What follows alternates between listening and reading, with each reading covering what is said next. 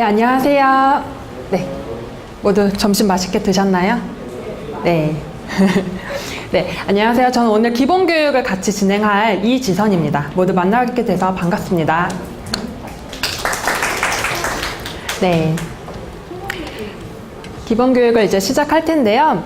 혹시 기존에 그 수업을 위해서 사용하시던 시스템이 있으신가요? 저희 고려대에서 사용하시던 이제 EKU도 좋고요. 아니면 뭐 블로그라던가 뭐 다음 카페 같은 걸 이제 해보셨던 교수님 계세요? 네. 뭐 어떤 걸 활용하셨었나요, 교수님? EKU요? 그 중에서 가장 많이 활용하시던, 네, 지금 로그인 하시느라. 네, 로그인 같이 이따 진행할게요. 네. 네. 네. 그 중에서 어떤 기능? 수업 자료. 과제물, 퀴즈. 퀴즈도 활용하셨구나. 네. 아마 많은 교수님들께서 뭐 강의 자료나 공지사항 정도 이제 간단한 기능이라도 기존에 이제 시스템을 한번 사용을 하셨을 거예요.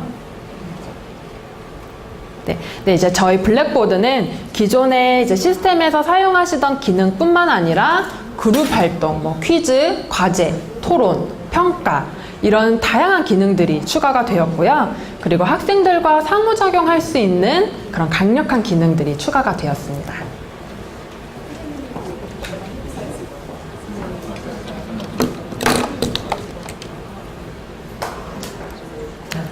저 이제 블랙보드에서는 뭐 모니터링이라던가 강의 계획서, 퀴즈, 뭐 성적관리센터, 표절검사, 위키, 토론 정말 이제 다양한 도구들이 이렇게 장난감 블럭처럼 이제 준비되어 있습니다. 그럼 이제 교수님들은 이 중에서 필요하신 기능만 뽑아서 이제 교수님만의 이제 블럭을 만들어 나가시면 되는데, 처음부터 이런 모든 기능들을 배워서 사용을 하시려면 이제 오히려 복잡하게만 느끼실 거예요. 유용한 기능들인데도 불구하고 너무 복잡해서 못 쓰겠다 또는 어려워서 못 쓰겠다라는 그런 평이 나오는데, 처음부터 이 모든 걸 이제 사용을 하려고 하시지 마시고 이 중에서 교수님께서 딱 필요한 몇 가지 기능만 첫 학기에는 시작을 하셨다가 그 후에 이제 차근히 늘려가실 수가 있습니다.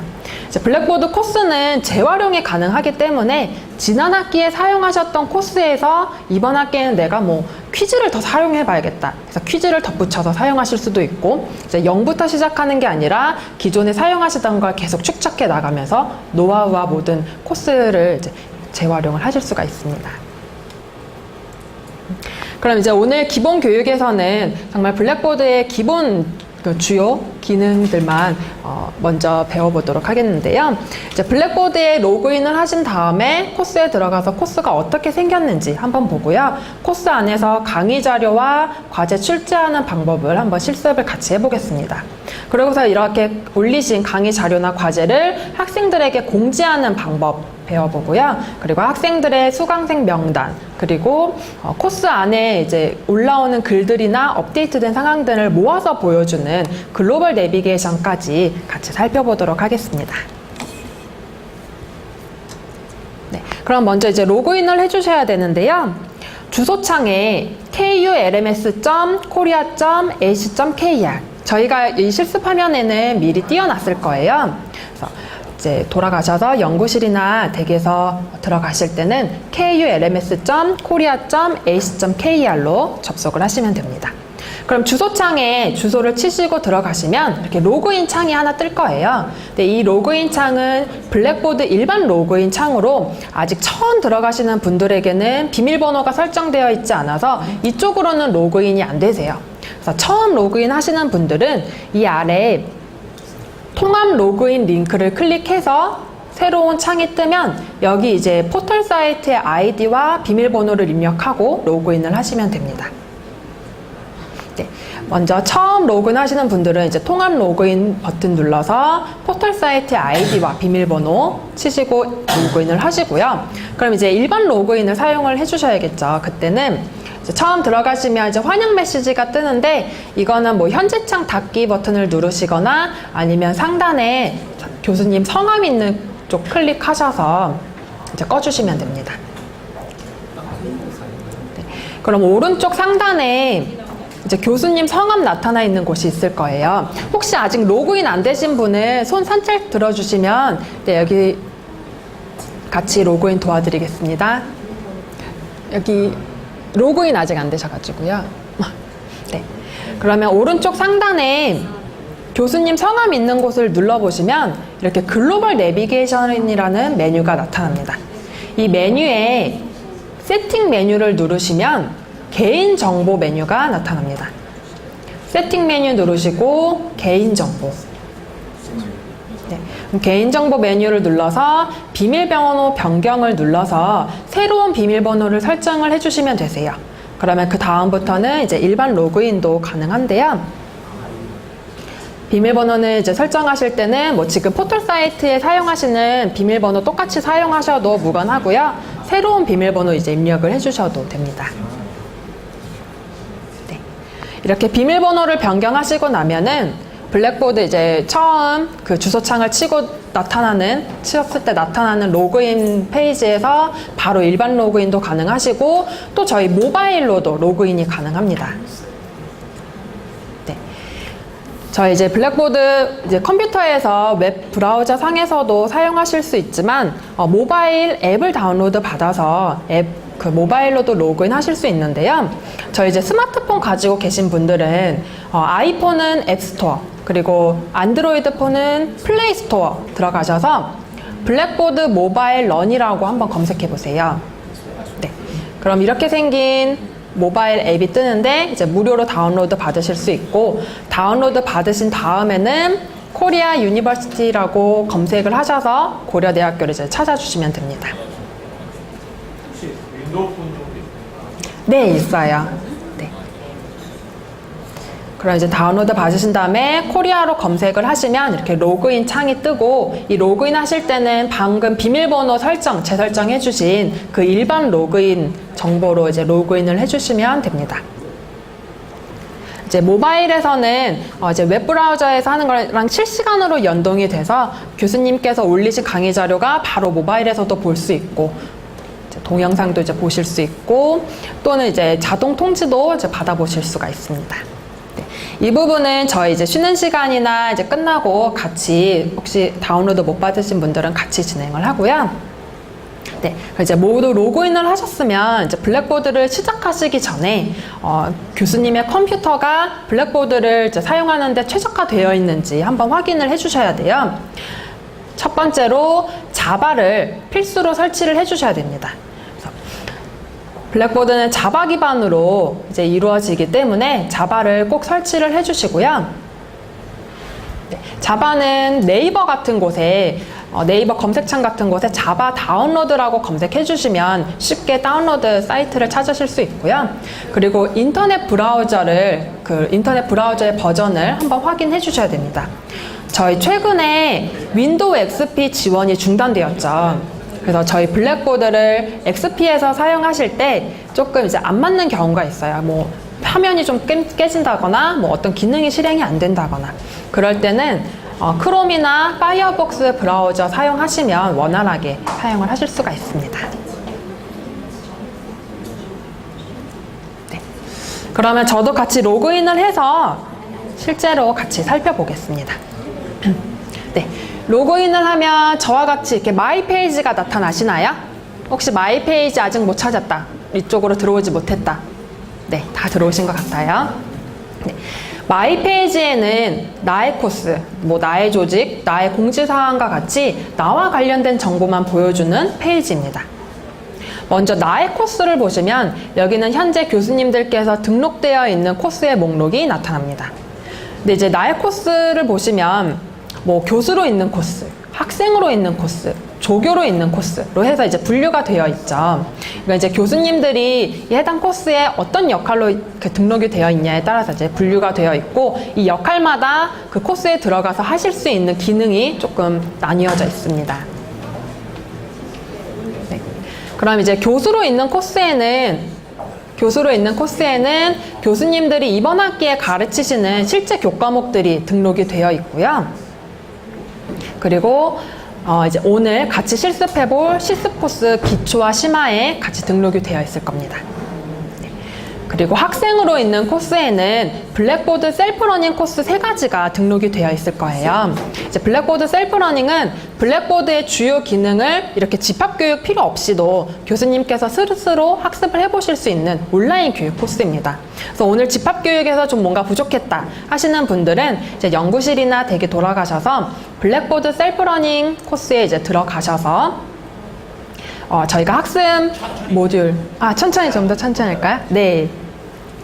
저희 블랙보드 셀프러닝 코스에 들어오셔서 이제 코스 개요에 살펴보시면 이 셀프러닝 코스를 어떻게 배워야 할지 자세하게 동영상이랑 설명을 써 넣었어요. 네.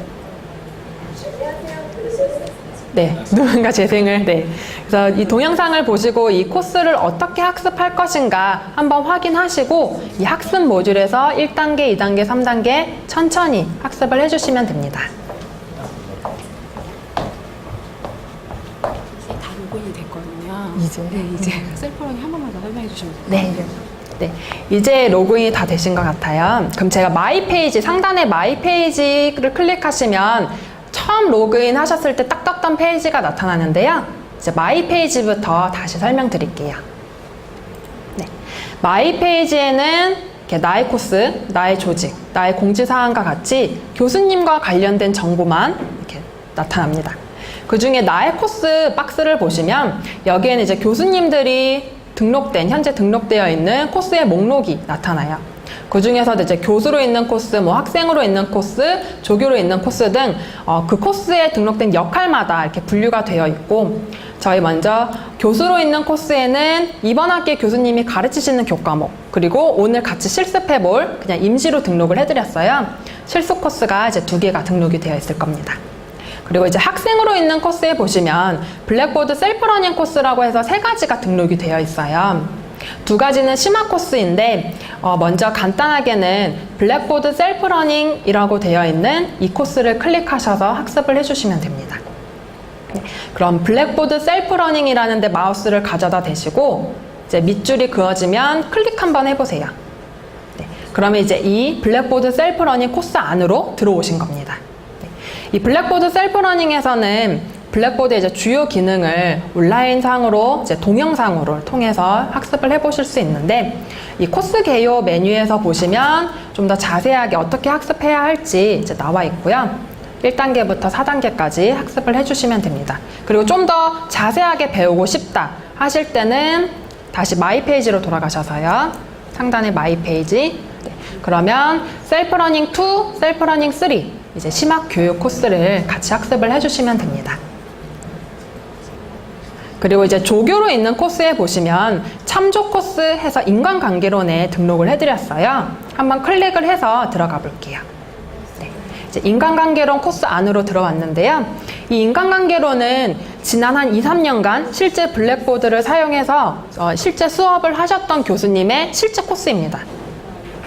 그래서 이제 그 교수님께서 2년간 블랙보드를 어떻게 사용하셨고 코스를 어떻게 구성하고 또 학생들을 참여를 끌어내려면 어떻게 해야 되는지 그런 노하우들을 좀 엿보실 수가 있어요.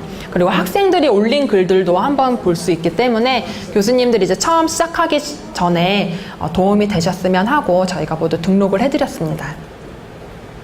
그럼 다시 마이 페이지 메뉴를 클릭해서 돌아가 볼게요. 그럼 이제 오늘 실제 그 실습은 저희 실습 코스 5월 28일 기초 코스에서 오늘 실습을 같이 해보도록 하겠습니다. 그럼 메뉴에 있는, 저랑 순서가 조금 다를 수 있어요.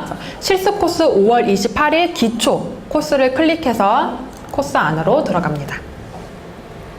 네. 그럼 이제 기초 실습 코스로 들어오시면 저와 똑같은 화면으로 나타날 거예요. 이 코스에는 지금 여기 모두 참여해주신 분들 모두 다 같이 등록이 되어 있어서 같은 화면을 보고 있습니다. 그래서 한 분이 수정하시면 똑같이 그 수정한 게 보이고 그럴 거예요. 그럼 이제 왼쪽에 보시면 코스 메뉴가 있고요. 이 코스 메뉴는 학생들과 교수님 모두 보는 페이지입니다. 그리고 좀 밑으로 내려보시면 코스 메뉴 밑에 제어판이라는 곳이 있습니다. 제어판 해서 파일, 코스 도구, 모니터링 이런 메뉴들이 나타나 있는데 이 제어판 이 부분은 이제 교수님들에게만 보여요. 교수님들에게만 보이는 화면으로. 혹시 코스 없으신 분 있냐고 한 번만 물어봐 주실래요? 없는 분이 있어서. 혹시 이 기초 코스 같이 들어왔는데 안 보이시는 교수님 계세요? 등록이 자기는 안 되어 있다. 네. 네. 등록 안 되신 분들은 같이 등록해 드릴게요. 등록해 드리기 전에는 교수님 코스 같이 들어가셔도, 교수자로 있는 코스 같이 들어가셔도 똑같이 보실 수 있어요. 네. 그럼 이 제어판에서는 뭐 학생들의 명단을 확인한다거나 학생들의 학습 활동을 모니터링하거나 성적을 관리하는 등의 교수님들만의 작업을 이 제어판에서 하실 수가 있습니다. 그리고 교수님께만 보이는 화면이 다시 맨 위로 올리시면은 오른쪽 상단에 수정 모드라고 있어요. 지금 초록 색깔 버튼으로 되어 있어서 수정 모드라는 부분이 있는데, 이 수정 모드도 이제 교수님에게만 보이는 버튼이에요. 이제 수정 모드가 ON으로 켜져 있다 하시면 교수님이 뭐 강의 자료를 올리시거나 기존에 있던 자료를 수정하신다거나 뭐 과제를 출제하시는 등의 그런 편집을 하실 수 있는 화면이 됩니다. 반대로 이 초록색 ON 버튼을 한 번 더 눌러서 누가 이미 이제 선행학습을 여기 테마를 한번 바꿔주신 것 같아요. 화면이 조금 변경됐죠, 노랗게. 수정 모드를 5% 끄시면 이건 이제 학생들의 화면이 됩니다. 그래서 학생들에게 어떻게 보이는지, 뭐 과제물이나 아니면 강의 자료를 시간 공개를 해놨는데 그게 학생들에게 현재 보이는지 안 보이는지 이런 걸 확인하실 때 수정 모드를 5% 끄셔서 한번 확인을 해주시면 됩니다. 그럼 오프 버튼을 한 번 더 누르면요, ON으로 다시 켜져요. 네. ON으로 다시 켜신 다음에 수정 모드 옆에 보시면 이렇게 색깔 모양의 부채꼴, 색깔의 부채꼴 모양이 나타나고요. 여기 이제 마우스를 가져다 대시면 코스 테마를 좀 변경을 해주실 수 있습니다.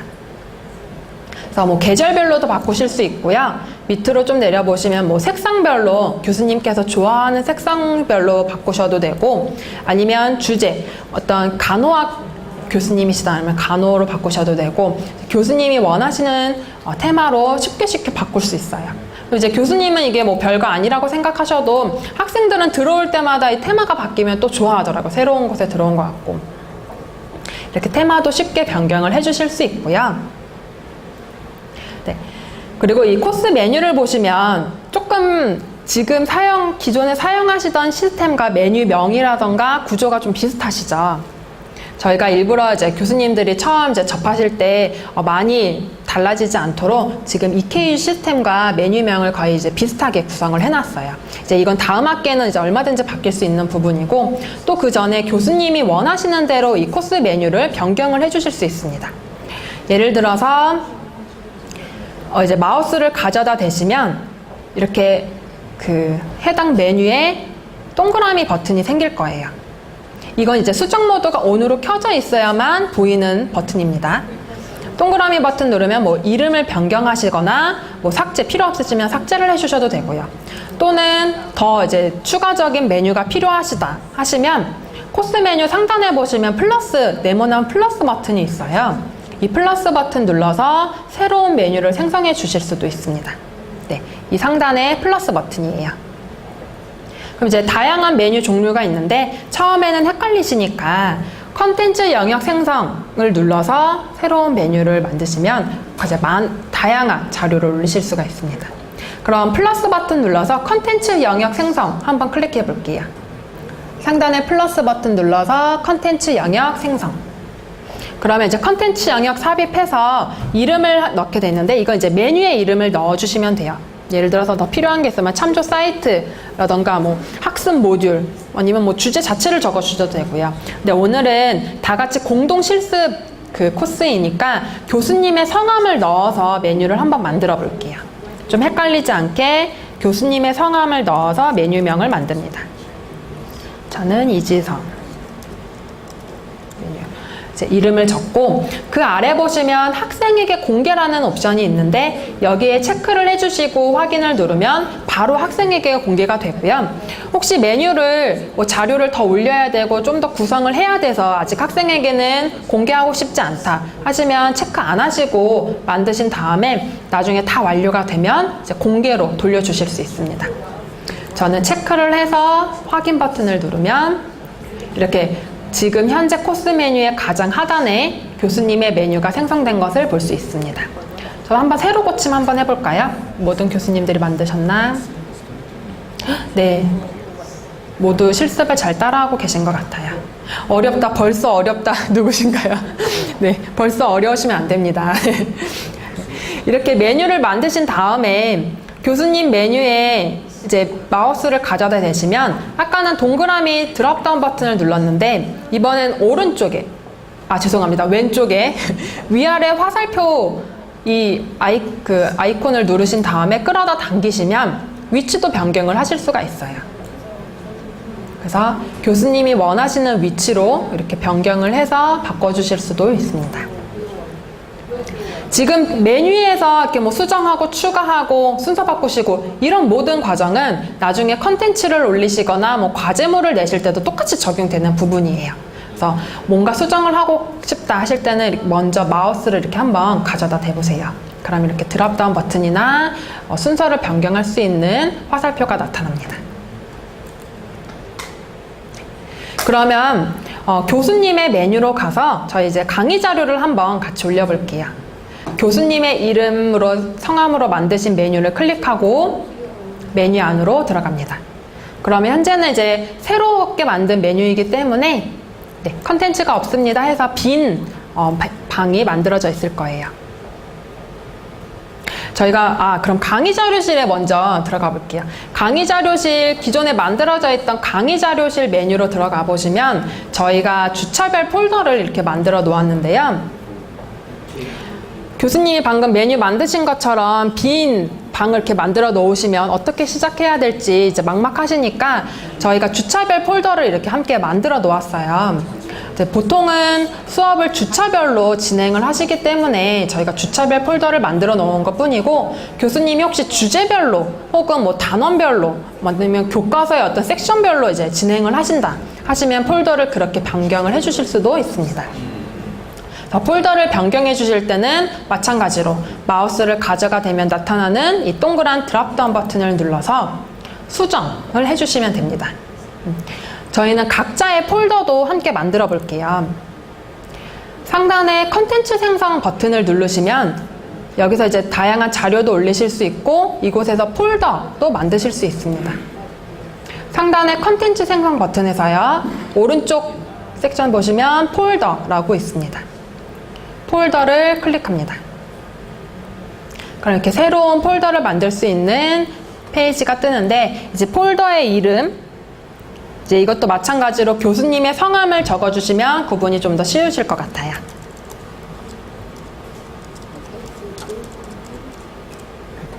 폴더 이름 적어주시고, 뭐 여기에 폴더 안에 뭐가 들어갈지 내용도 적어주시면 학생들에겐 더 좋겠죠. 간단히 이름만 적어주시고 확인 버튼 누르시면 얘도 마찬가지로 새로 만든 컨텐츠는 이제 가장 아래 이렇게 생기게 됩니다. 네. 그럼 아직 안 나타나신 분들은 새로 고침 한번 해보시면 교수님 폴더 만드신 거 보이실 거예요. 네. 폴더 만드셨으면 그 교수님의 성함으로 된 폴더를 이름을 클릭하고 폴더 안으로 들어가 보겠습니다. 교수님 폴더 찾으셔서 교수님 그 제목, 이름, 폴더 이름을 클릭하면 그 폴더 안으로 이렇게 들어가게 되어 있어요. 그럼 이렇게 새로운 방이 또 생기셨죠. 이 폴더 안에서 새로운 강의 자료나 이제 과제를 올리실 수가 있습니다. 자료를 올리실 때는 마찬가지로 컨텐츠 생성에서 보시면 항목도 있고요, 파일도 있고요, 오디오, 이미지, 비디오, 이제 다양한 이제 그 파일의 유형별로 이제 나눠놨어요. 근데 이렇게 각자 올리셔도 되고, 또는 항목을 통해서 들어가시면 뭐 이미지나 오디오 상관없이 모든 자료를 한꺼번에 이제 올리실 수가 있습니다. 그럼 컨텐츠 생성 버튼에서 항목으로 한번 들어가 볼게요. 이제 저희가 강의 자료를 올려볼 거거든요. 컨텐츠 생성 버튼에서 항목 메뉴에 있어요. 항목에 들어가셔서 이제 강의 자료 제목을 입력합니다. 뭐 강의 자료 뭐 몇 주차 강의 자료라고 입력해 주셔도 되고요. 뭐 주제를 여기다 바로 입력을 해 주셔도 되고요. 강의 자료 입력해 주시고 그 밑에 보시면 이렇게 텍스트 박스가 하나 보여요.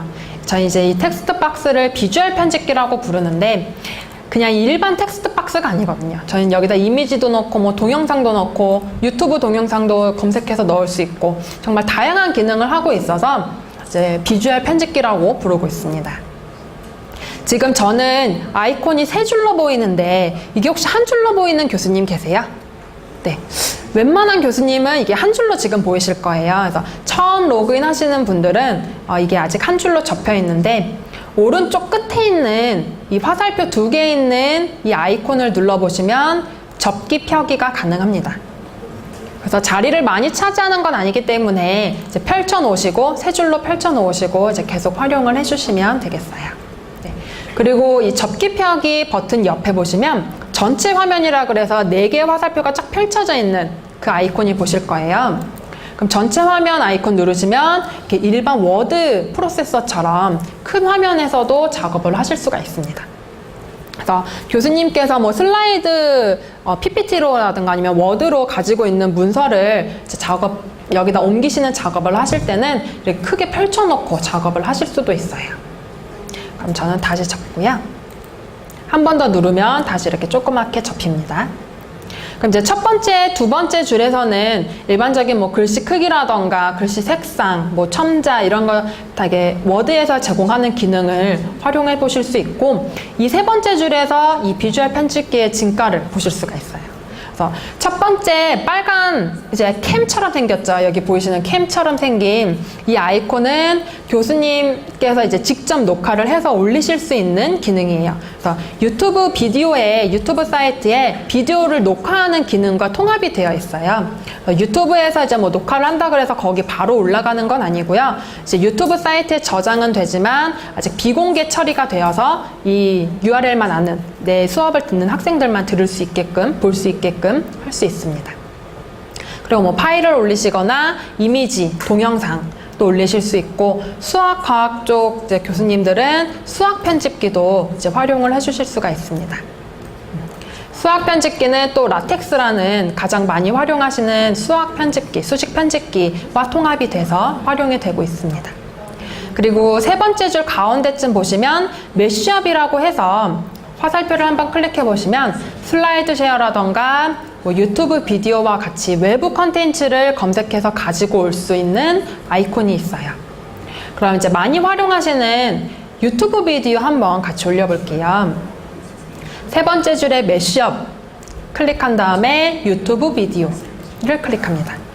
그럼 이제 새 창이 뜨면서 유튜브 비디오를 이제 검색하실 수 있는 새로운 창이 뜨는데요. 여기서 이제 검색 키워드를 넣어서 검색을 하시면 이건 뭐 이제 블랙보드 사이트에 저장된 그런 그 동영상이 검색되는 게 아니라 유튜브 사이트에 공개되어 있는 그 동영상을 가지고 올 수 있습니다. 저는 고려대학교라고 검색을 해볼게요.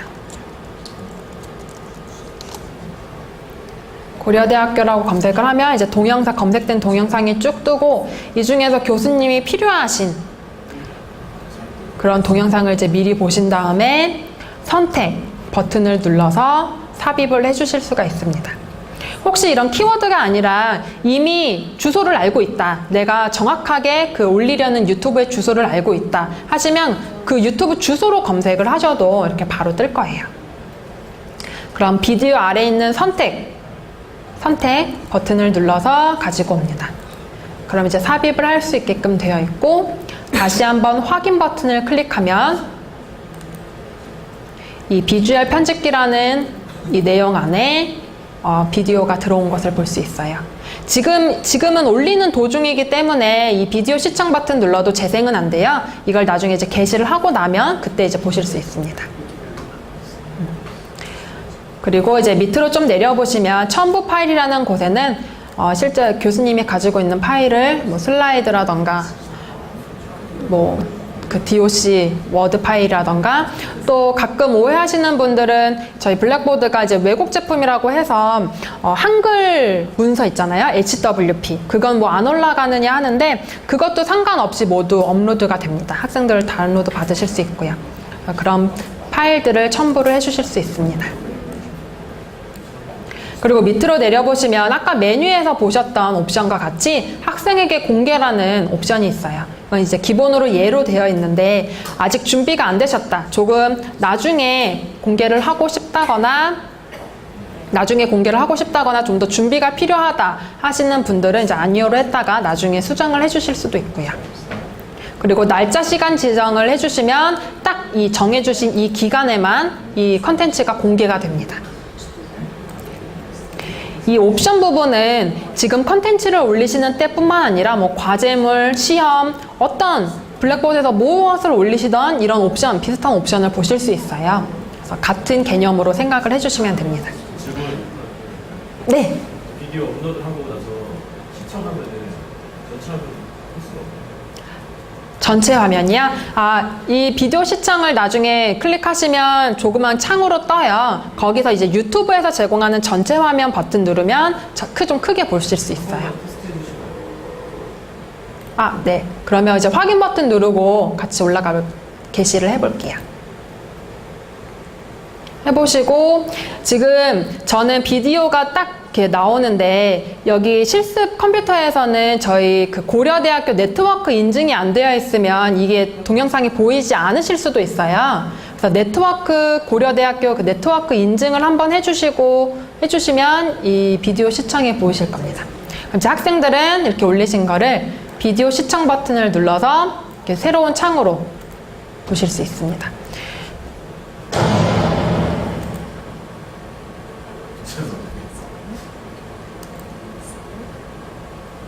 네. 화면이 크게 하는 게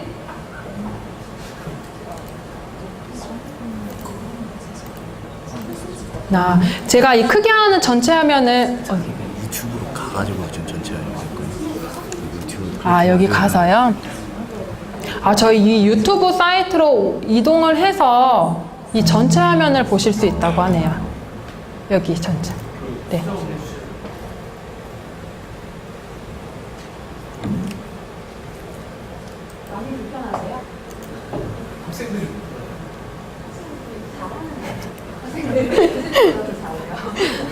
네. 걱정하지 않으셔도 될 것 같아요. 네. 이제 강의 자료 한번 같이 올려보았고요. 그 다음에는 과제물을 한번 출제를 해보도록 하겠습니다. 과제물을 출제하실 때는 이렇게 두 가지 방법이 있어요. 메뉴에 보시면 지금 누가 이제 그 메뉴명을 바꿔놓으셨는데 과제라는 메뉴에서 출제를 해주실 수도 있고 또는 강의 자료를 이렇게 올리신 이 페이지 안에서 이 평가 버튼을 눌러서 과제물을 올려주실 수도 있습니다. 기존 방식대로 강의 자료 이렇게 따로 올리고 또 과제 메뉴 들어가셔서 이제 과제 메뉴들 또 따로 모아서 올리시고 그렇게 올려주셔도 되고요. 아니면 이 주차 폴더에서 학생들은 강의 자료 보고 바로 그 밑에서 이번 주에 해야 할 과제를 이어서 이제 해주실 수도 있어요. 하게끔 설정을 해주실 수도 있어요. 그럼 저희는 메뉴 따로 이동하지 않고요. 이 한 페이지 안에서 그 과제물을 제출할 수 있도록 출제를 해보겠습니다. 강의 자료 이제 올리신 그 페이지에서요. 상단에 보시면 평가 버튼이 있어요. 평가 버튼에 보시면 과제물 있고요. 저희 이제 블랙보드에서 과제물을 올리실 때 또 이제 두 가지로 이제 올리실 수가 있는데 일반 보고서를 제출하는 방식으로 되어 있는 과제물 도구가 있고 또는 표절 검사가 가능한 셀프 어사인먼트 도구가 있습니다. 이 두 가지 중에 이제 교수님께서 표절 검사를 원하신다면 셀프 어사인먼트로 출제를 해주시면 되세요. 여기서 평가 버튼 눌러서 셀프 어사인먼트로 이제 과제를 출제를 해주시면 이 방이 하나 생기고 학생들은 그 방을 통해서 파일을 제출을 하게 됩니다. 그럼 교수님은 따로 어떤 거 뭐 설정해 주실 필요 없이 그 셀프 어사인먼트를 통해서 제출된 과제물은 자동으로 표절 검사가 이루어집니다. 제가 지금은 바로 보여드릴 수 없으니까 제가 미리 결과를 뽑아왔어요. 이제 학생들이 파일을 제출하면 뒷단에서 자동으로 표절이 검사가 되고, 이건 이제 교수님이 보는 화면입니다. 이제 과제물을 제출한 학생들은 이렇게 표절률이 표시가 되고요. 예를 들어서 박한비 학생 같은 경우에는 이제 표절 검사가 0%로 어디선가 이제 베꼈다는 표시가 없는 부분이고, 뭐 예를 들어서 김숙진 학생 같은 경우는 어디선가 이제 34%의 표절을 했다는 그런 결과를 볼 수 있습니다. 그리고 이제 더 자세한 결과를 보시려면 초록 색깔 버튼 누르시면 이 학생이 어떤 사이트에서 어느 부분을 이제 표절을 했는지도 확인을 하실 수가 있어요. 이 학생은 뭐 위키피디아에서 이제 표절을 해왔다 라는 식의 검사율을 보실 수 있고, 또 다른 학생의 과제물을 베꼈다 그러면 그 학생의 이름을 이렇게 보여줍니다. 그럼 이제 표절 검사를 하는 범위는 이렇게 4가지로 되어 있는데요. 이제 먼저 공개되어 있는 인터넷 사이트, 뭐 로그인이 필요하다거나 어떤 인증이 필요한 사이트는 이제 검색을 하지 못하고요. 뭐 구글이라던가 이렇게 공개되어 있는 인터넷 사이트를 먼저 이제 검색을 합니다. 그리고 이제 고려대학교 내에서 제출한 과제물들, 같은 수업을 듣는 학생들이 이제 제출한 과제물, 뭐 고려대학교에서 다른 분반 수업을 듣는 학생들의 과제물, 이런 걸 이제 같이 검색하실 수 있고요. 그리고 뭐 경제, 뭐 경영, 비즈니스 쪽에 전자저널이나 이제 뉴스 논문들을 모아놓는 프로캐스트 사이트와 이제 파트너십이 맺어 있어서 이 사이트도 이제 검색을 하게 됩니다. 그리고 전 세계 세이프 어사인먼트를 사용하는 사용자들이 제출한 과제물도 이제 같이 검색을 하게 됩니다. 근데 저희 표절 검사를 이제 사용하실 때 한 가지 주의해야 될 점이, 이제 이 세이프 어사인먼트는 전 세계적으로 사용하고 있는 표절 검사 도구라서 저희 한글 HWP는 제출이 불가능하세요. 그래서 제출하실 때는 MS 워드 문서라던가 아니면 자주 사용하시는 게 PDF 문서를 이제 사용을 하셔서 제출을 해주시면 됩니다. 그 HWP도 최근 기능에서는 PDF로 전환하는 기능이 있더라고요. 그래서 혹시 HWP를 사용하시는 학생들은 PDF로 전환을 해서 제출을 해주시면 됩니다. 질문인데요. 네. 표절 검색 기능이 학생들이 업로드를 하면 자동으로 지금 진행된다는 네, 맞아요. 네. 어떤 특별한 방해 이렇게 업로드 하는 게 아니라 네. 자료실에 업로드 하면 바로 돼요. 처음은 이제 세이프 어사인먼트 방을 만들어 주셔야 돼요. 그래서 이 교수님께서 만들어 주신 이 방을 통해서만 이 방을 통해서 제출한 그 과제물만 표절 검사가 이루어집니다. 그럼 저희 오늘 제출하는 거요? 그러면 저희 세이프 어사인먼트도 방을 같이 만들어 볼게요. 이 만드는 실습은 같이 안 하려고 했는데 궁금해 하시는 것 같아서, 저희 그럼 평가 버튼에서 맨 밑에 있는 세이프 어사인먼트 눌러서 방 한번 만들어 볼게요. 평가 버튼에서 세이프 어사인먼트를 클릭합니다. 저희가 이 부분은 블랙보드에서 직접 개발한 부분은 아니고 세이프 어사인이라는 그 표절검사 회사와 통합 기능을 통합한 거라서 지금은 좀 영어로 나타나고 있어요. 저희가 앞으로 이제 출시되는 버전에서는 이게 과제물과 좀 통합이 돼서 한글화가 가능할 예정입니다. 그래서 이렇게 주황색 꽃표시 달린 건 필수 입력 필드로 꼭 이제 입력을 해주셔야 하는 부분이고요. 이제 이름에는 이제 과제물의 이름을 입력합니다. 뭐 예를 들어서 5주차 과제물, 뭐 5주차 뭐 표절 검사 과제물 뭐 이런 식으로 그 이름을 입력을 해주시는데, 이 이름 입력하실 때 한 가지 주의하실 게 이렇게 입력하신 그 이름은 저희 성적관리센터에 그 성적 컬럼이 이 이름으로 자동으로 생기게 됩니다. 그래서 나중에 성적관리센터에서 성적 컬럼들끼리 헷갈리지 않기 위해서는 여기서 좀 더 명확하게 이름을 설정을 해주셔야 합니다. 그리고 여기 두 번째는 이제 배점을 입력을 해주시고요. 이 과제물의 배점. 그리고 이제 마감일 설정해 주시면 설정해 주시고요. 그리고 가운데 텍스트 박스에서는 지시사항을 입력을 해주시면 됩니다.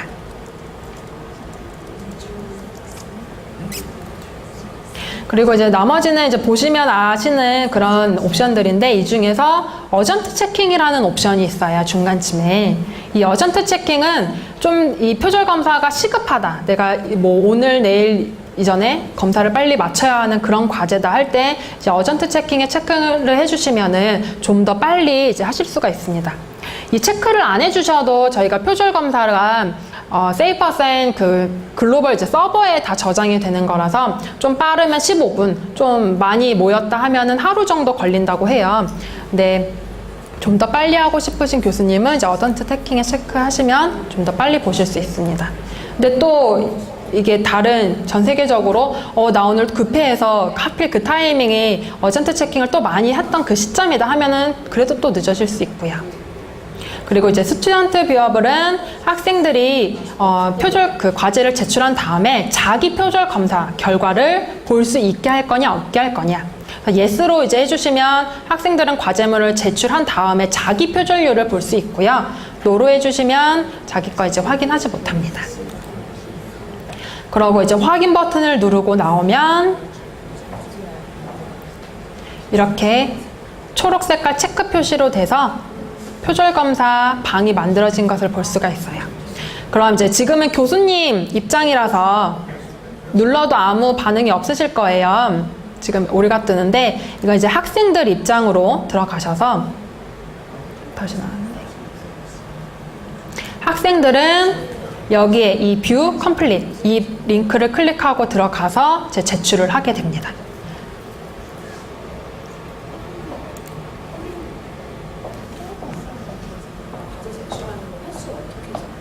횟수 못 정해요. 그냥 아니요, 그냥 제출하는 대로 계속 나가게 되어 있어요.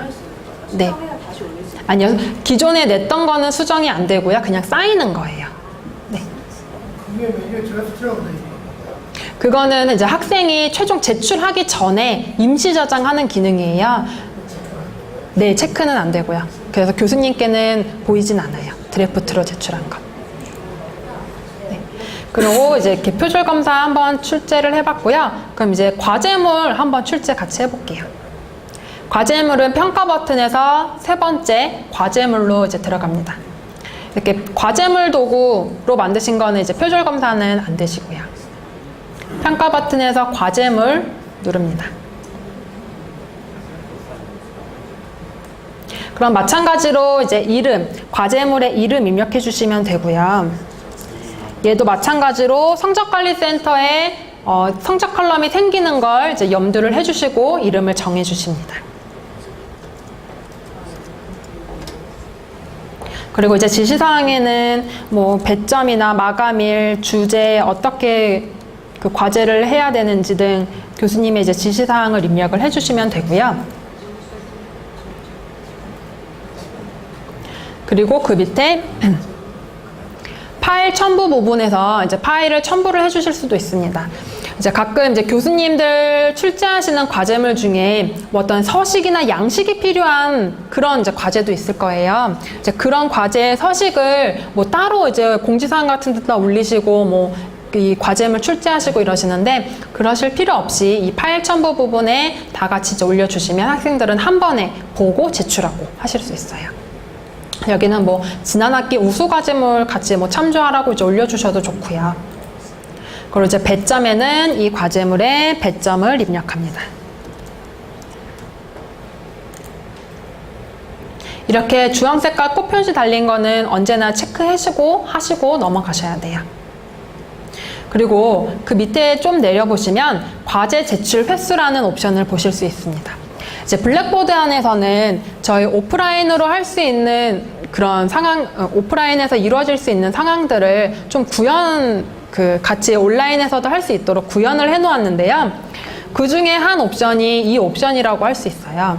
예를 들어서 저희 오프라인으로 이제 지면으로 보고서를 제출할 때 자기가 한번 제출을 하고 나서 조금 수정할 게 생겼다. 그럴 때 이제 교수님한테 다시 달려가서 과제물 잠깐 수정할 게 있습니다 하고 다시 돌려받지 않잖아요.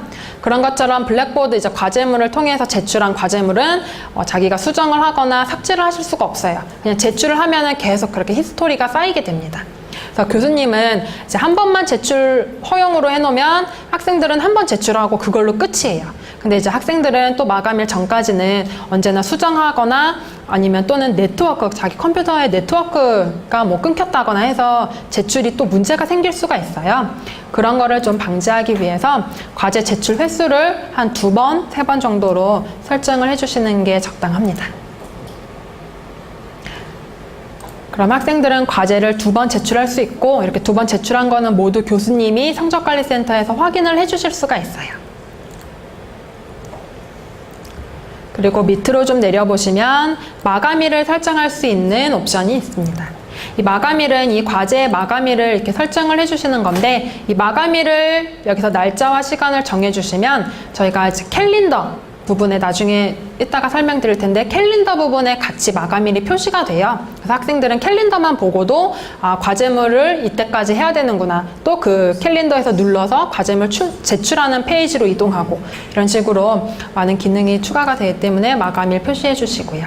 근데 마감일을 표시를 해 주셔도 학생들은 계속 제출은 할 수 있어요. 그러나 이제 늦게 제출했다는 표시가 떠서 교수님이 이제 평가를 하실 때 반영은 하실 수 있고요. 혹시 마감일이 지나면 아예 제출조차 못하게 막아버리고 싶다 하실 때는 그 위에 있는 날짜 시간 지정해서 종료 날짜를 설정을 같이 해주시면 돼요. 마감일이랑 똑같이. 그러면 이제 학생들은 이 과제 제출조차 못하게끔 막게 됩니다. 그리고 밑에 있는 확인 버튼을 누르고 나오면 이렇게 5주차 과제라는 과제방을 이제 만들어주게 됩니다. 그럼 학생들은 아까 표절 검사는 이 뷰 컴플릿 링크 클릭하고 학생들이 제출한다고 했죠.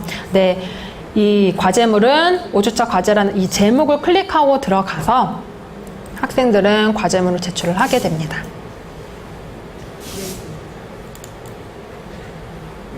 이원화되어 있는 거예요? 과제를 이원화되어 있다는 게 어떤 말씀인가요? 세이프 어사이먼트가 네, 서로 다른 거예요. 서로 방 자체도 다르고 과제물을 제출하면 저장되는 위치도 다르고요. 네.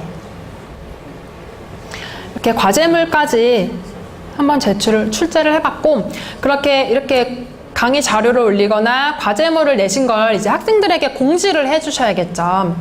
그럼 상단에 강의 코스 메뉴에서 강의 공지사항이라는 메뉴를 클릭해 보세요. 이제 이러한 사항들을 학생들에게 공지해 볼 거예요. 상단에 공지사항 추가 버튼 눌러서 새로운 공지사항을 작성을 하게 됩니다. 공지사항 추가. 그럼 공지사항 이제 제목을 입력해 주시는데, 저희가 과제물을 하나 출제를 했으니까 뭐 과제물 확인하세요 라고 공지사항 같이 올려볼게요.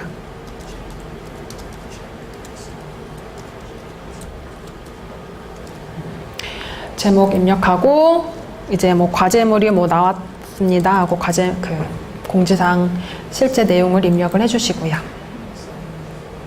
그리고 밑으로 내려보시면 이 공지사항이 게시될 기간을 설정을 해주실 수 있습니다. 저는 뭐 5주차 과제물 마감일까지 딱 이 공지사항을 게시하는 걸로.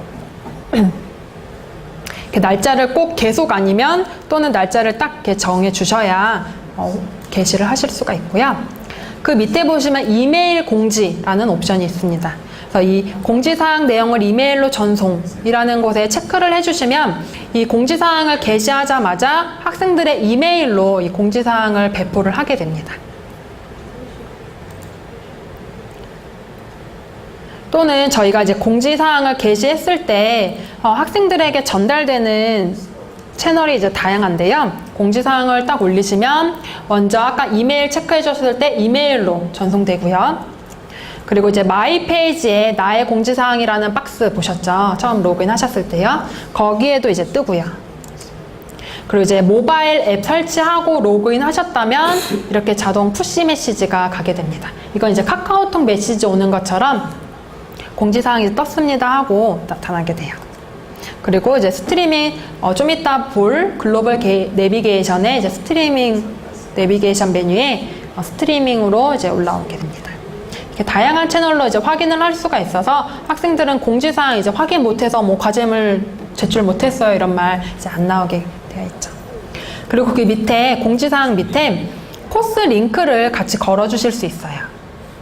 그래서 위치에서 찾아보기 버튼 누르시면 현재 코스 메뉴와 그 코스 메뉴 안에 이제 들어가 있는 뭐 폴더, 강의 자료 등 그 모든 맵이 이렇게 나와 있습니다.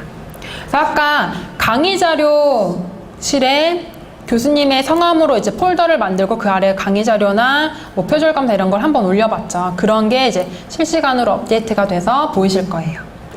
저는 이지선 메뉴에 이지선 폴더에 아까 5주차 과제를 해당 공지사항과 관련된 네, 코스 링크한 데는 위치에 찾아보기 버튼이 보이실 거예요. 찾아보기 버튼 누르면 새 창으로 코스 맵이 나타납니다. 여기서 해당 위치를 찾아서 선택을 해주시면 되세요. 그럼 이제 코스 링크가 이제 들어오고 확인 버튼을 누르고 공지사항을 게시하면 링크가 같이 생기게 됩니다. 네, 저는 이제 5주차 이지선 폴더에 5주차 과제에 링크를 걸어주었는데 학생들은 그 공지사항을 확인한 다음에 뭐 어디 메뉴가 어디 있을까 폴더가 어디 있을까 이렇게 찾아볼 필요 없이 바로 코스 링크 클릭해서 이렇게 바로 제출하는 페이지로 이동을 하실 수가 있어요. 이렇게 공지사항까지 한번 게시를 해보았고요. 그럼 이제 학생들의 수강생 명단 확인하는 페이지를 같이 살펴보겠습니다. 수강생 명단을 살펴볼 때는요, 지금은 이 코스 메뉴에서 실습을 하셨는데, 이 하단에, 코스 메뉴 하단에 제어판이라는 곳에서 학생들의 명단을 확인하게 됩니다. 제어판 곳에, 제어판이라는 메뉴 중에 사용자 관리라는 메뉴를 찾아보실 수 있어요. 사용자 관리. 거기서 사용자. 제어판의 사용자 관리, 그 중에서도 사용자 메뉴를 클릭하시면 이렇게 학생들의 명단이 쭉 나타납니다. 그럼 이 코스에 등록된 모든 사용자의 그 명단을 확인하실 수가 있어요. 이 중에는 뭐 교수님도 계시고 학생들, 그리고 또 교수님이 따로 등록해 주신 조교님들도 계실 거예요. 그 역할은 여기 역할별로 지금은 실습을 위해서 모두 교수자로 이제 등록을 해드렸는데 이제 학생들은 학생으로 해서 역할이 모두 나타납니다. 그리고 이제 교수님들은 아직 프로필 사진을 올리시지 않아서 여기가 이렇게 회색깔 아바타 모양으로 나타나는데요. 여기 이제 학생들이 프로필 사진을 올려주신다면 여기 학생들의 사진이 뜨게 돼요. 그래서 이렇게 사용자 명단뿐만 아니라 뭐 토론 활동을 할 때, 블로그 활동을 할 때 등 코스 안에서 어떤 활동을 할 때든 이 학생 사진이 같이 뜨게 됩니다.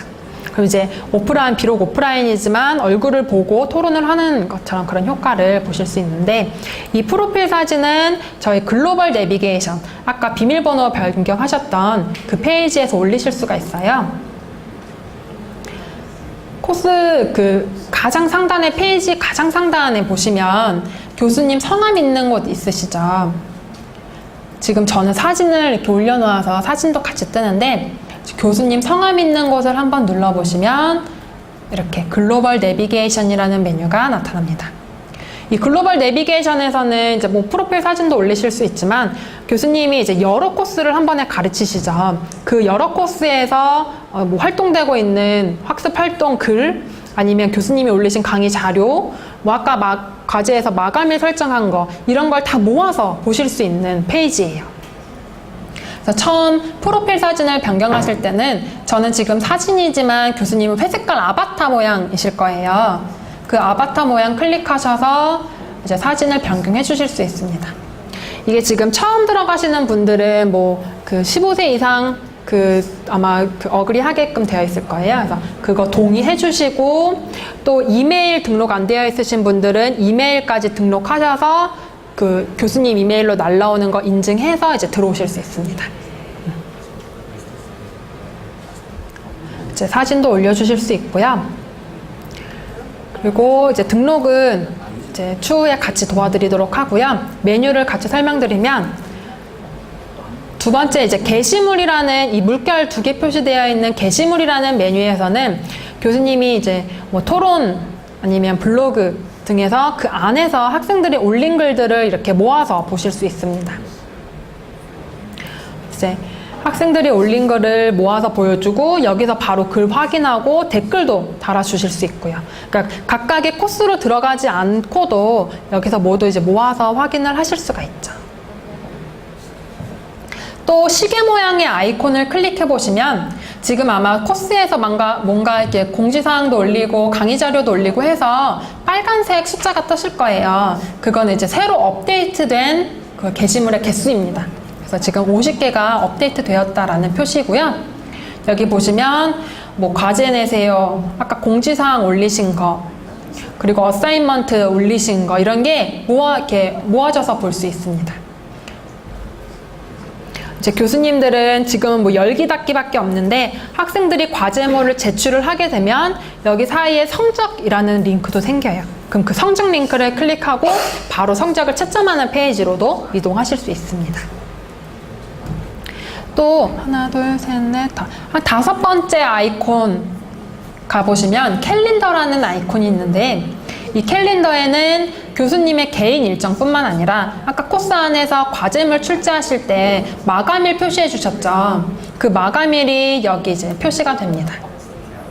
지금 아까 교수님들이 실습해 주신 5주차 과제, 무슨 역선택 이런 거 이제 마감일 설정해 주신 게 이렇게 다 뜨는 걸 볼 수가 있습니다.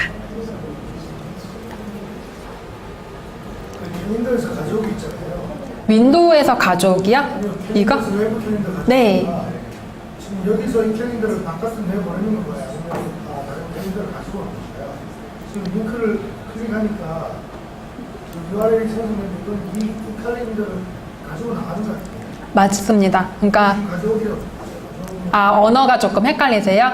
네. 그럼 저희가 언어 가져오기는 뭐 내보내기라던가 이런 걸로 조금 수정할게요. 헷갈리시면. 가져올 수 있는 아니요. 가져오실 수는 없고요. 여기 이제 블랙보드에서 설정하신 거를 교수님 개인, 뭐 구글 캘린더나 아이 캘린더 쪽으로 이제 내보내시는 겁니다. 네. 오늘 이제 실습 준비한 내용은 모두 마쳤는데 혹시 궁금한 사항 있으시면 질문해 주세요. 계속 이제 쉬는 시간에도 저희 손들어 주시면 질문 받고 하니까요. 혹시 생각나시는 대로 이제 해주시면 됩니다. 그리고 오늘 모두 컴퓨터 끄시기 전에 설문조사를 모두 해주셨으면 좋겠어요.